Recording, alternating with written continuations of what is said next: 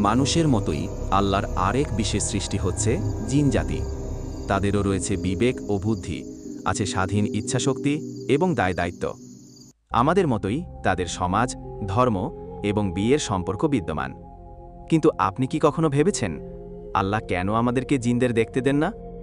তারা তো আমাদের আশেপাশেই ঘুরে বেড়ায়, অথচ আমরা কিছুই টের পাই না। চলুন জেনে নিই কেন এই রহস্যময় সৃষ্টিকে আল্লাহ আমাদের চোখের আড়ালে রেখেছেন। প্রিয় দর্শক, ভিডিওটি শুরু করার আগে একটি অনুরোধ। আপনি যদি আমাদের চ্যানেলে নতুন হয়ে থাকেন, তাহলে এই ধরনের কন্টেন্ট পেতে চ্যানেলটি সাবস্ক্রাইব করে আমাদের সাথে থাকুন।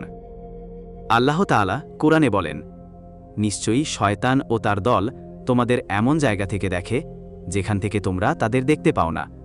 সূরা আরাফ আয়াত ২৭। এই আয়াত থেকেই আমরা বুঝি জিনরা আমাদের দেখতে পারে, কিন্তু আমরা তাদের দেখতে পাই না। এটা কি কেবল অলৌকিক ব্যাপার? না, এর পেছনে রয়েছে মহান প্রজ্ঞা। প্রথম হিকমত, জীবন একটি পরীক্ষা। আল্লাহ আমাদের গায়েব বা অদৃশ্য জিনিসে বিশ্বাসের জন্য পরীক্ষা করছেন, যেমন ফেরেশতা, জান্নাত, জাহান্নাম এবং জিন। তাদের দেখা যায় না, কিন্তু বিশ্বাস করতে হয়। এটাই তো প্রকৃত ঈমান।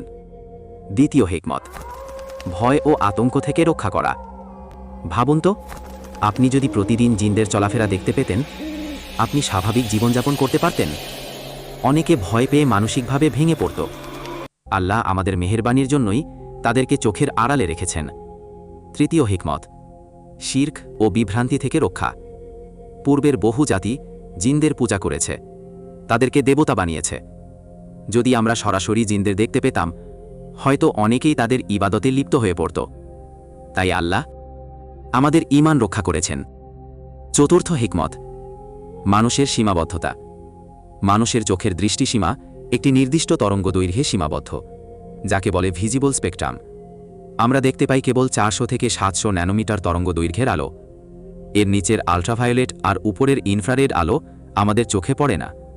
একইভাবে শ্রবণ ক্ষমতা ২০ হার্জ থেকে ২০,০০০ হার্জের মধ্যে সীমিত।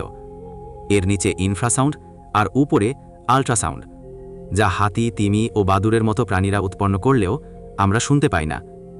এছাড়া মহাবিশ্বে রয়েছে এমন কিছু উপাদান, যেমন ডার্ক ম্যাটার এবং ডার্ক এনার্জি, যেগুলোর অস্তিত্ব নিশ্চিতভাবে জানলেও আমরা দেখতে পাই না।